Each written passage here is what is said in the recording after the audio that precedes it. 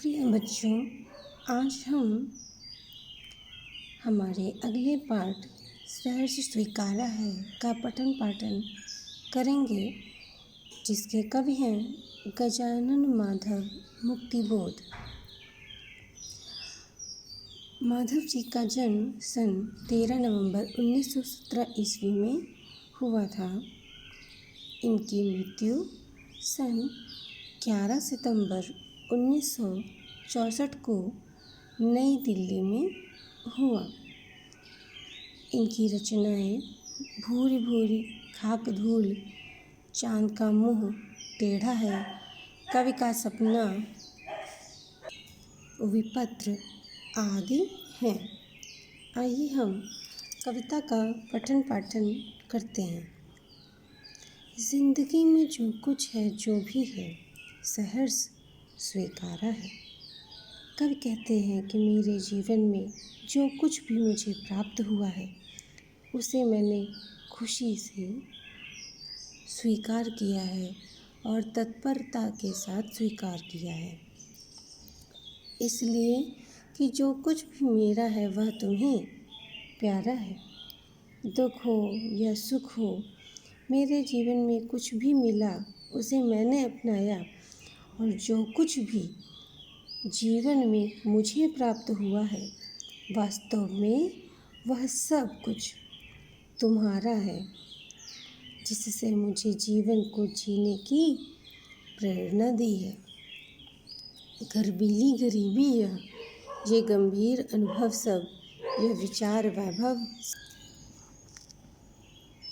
यह गर्वयुक्त गरीबी और गरीबी में मिले समस्त अनुभव, जितने भी मुझे गरीबी के साथ अनुभव मिले हैं, वो मेरे विचारों रूपी वैभव, मेरा हर परिस्थिति में दृढ़ बने रहना, मेरे अंदर के भावों की पहली सुंदर नदी, ये सब क्या है?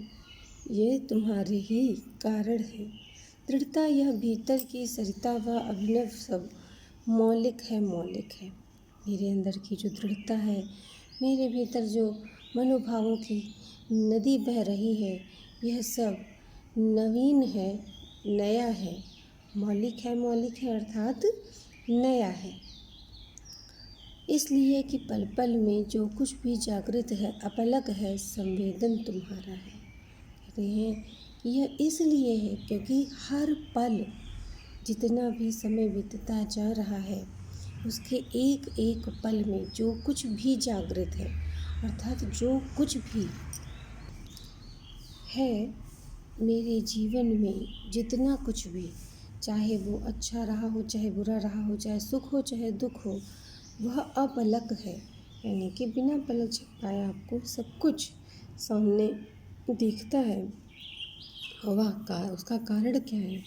उसका कारण सिर्फ और सिर्फ तुम हो, और तुम्हारे अलावा इसका कारण कुछ भी नहीं।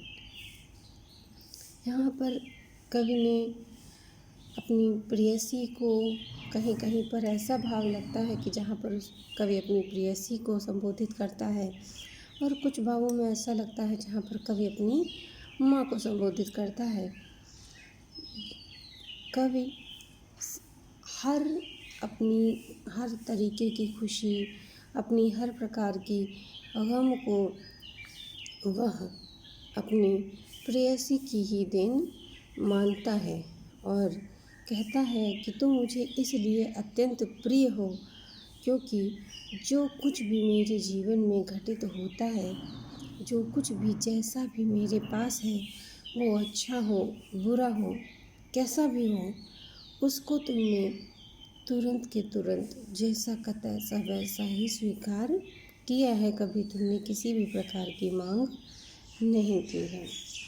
तो बच्चों, आज का हमारा गृह कार्य है कि आप इन पंक्तियों की व्याख्या अपने शब्दों में लिखेंगे और प्रयास करेंगे कि आप अच्छे से अच्छा लिख सकें।